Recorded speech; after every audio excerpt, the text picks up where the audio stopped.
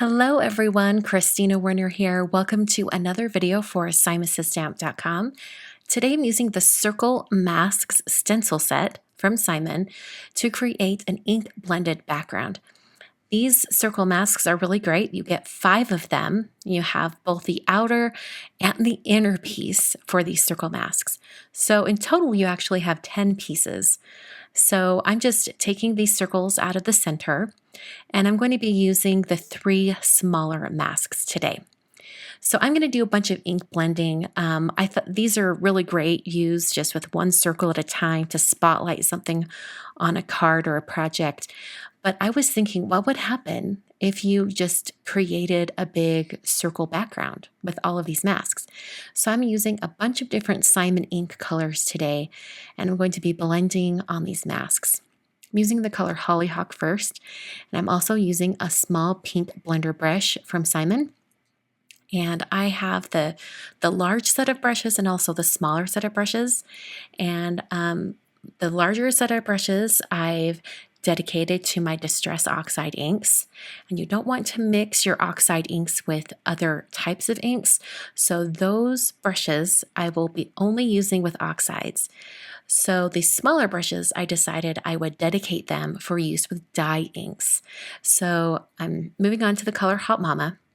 So when I use dye inks, I can just use the smaller brushes. And that's a great way to designate what each brush is for. And then I use the different color brushes with all of the different types of shades of ink that I have that are dye. So this color of ink is Hot Mama, and it's more of a purple shade, so I'm using a purple brush. But later, if I decide to use, let's say, the original Distress ink in the color Wilted Violet, which is also a purple and a dye-based ink, then I would use that same purple brush. So then you don't have to wash your brushes quite as often because you're using the same color of ink. And I don't mind the inks mixing a little bit if they do.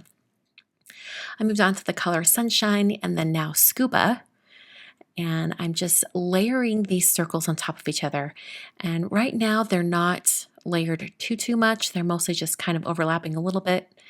But as I start adding more and more circles, it's going to fill in all the gaps of white cardstock.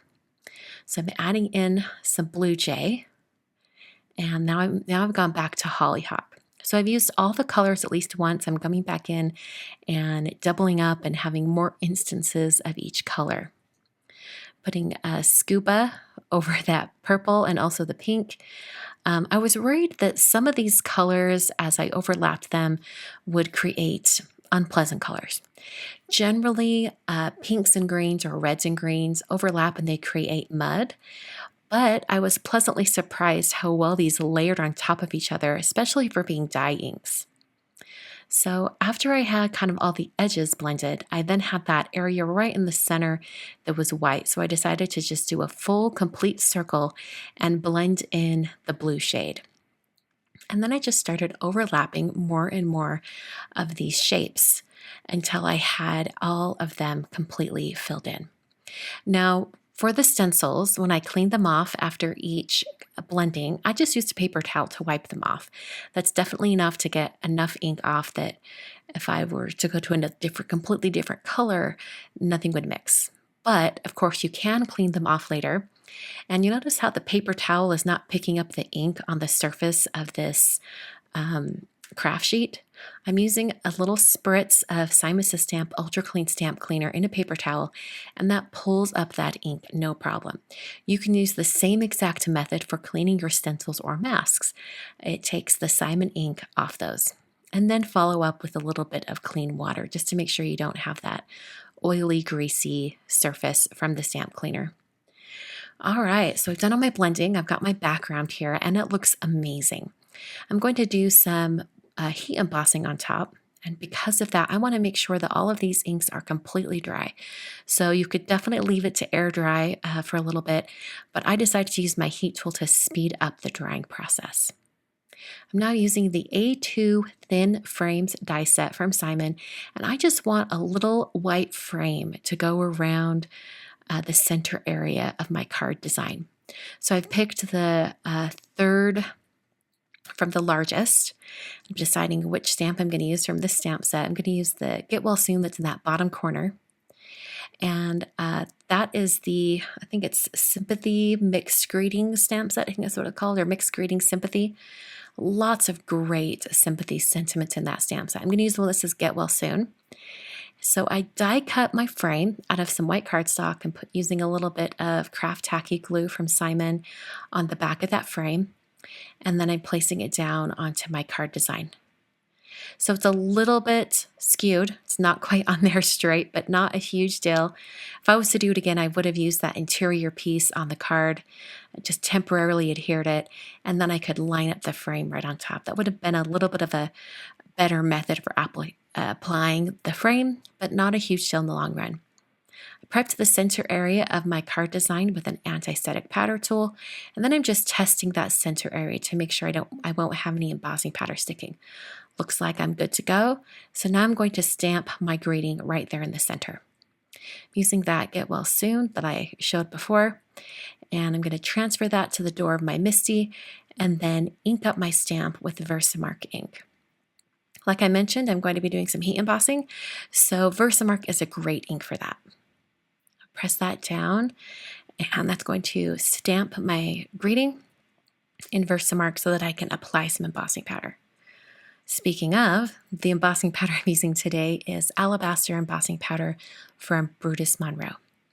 After I heat set the greeting so it was smooth and melted, I then moved to just a plain acrylic block, and I put the small little heart images from the stamp set on that block and stamped them individually and applied more white embossing powder. I just wanted a cluster of hearts kind of surrounding that greeting. I think you definitely could leave the greeting as is. It'd be a very simple and clean design, even with that very busy, colorful background.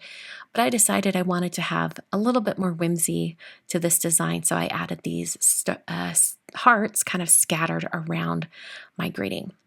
So I applied that heat embossing powder and then heat set all of my hearts. And I did stamp those individually and applied embossing powder one at a time so that I could see where the hearts were located before I did the embossing. So now it's time to put it on my card base. I'm using some Dot Runner from Simon, and I'm going to be adhering it to an A2 card base that's 4 1/4 by 5 1/2, and it's folded on the side. And as you can see, my card design is a little tiny bit smaller than my card base. So I'm just going to trim it up so it looks just right using a ruler and a craft knife. And that's going to make my design the same size as my card base. Okay, so that completes my card for today. I hope you enjoyed this idea on something to do with those circle masks. You could definitely create your own masks with circle dies, but using the circle mask set from Simon Says Stamp makes it so much easier. Make sure you check out all the supplies down in the video description. Everything I used today is available over at simonsaysstamp.com. Thanks so much for watching, and I will see you guys in another video very soon.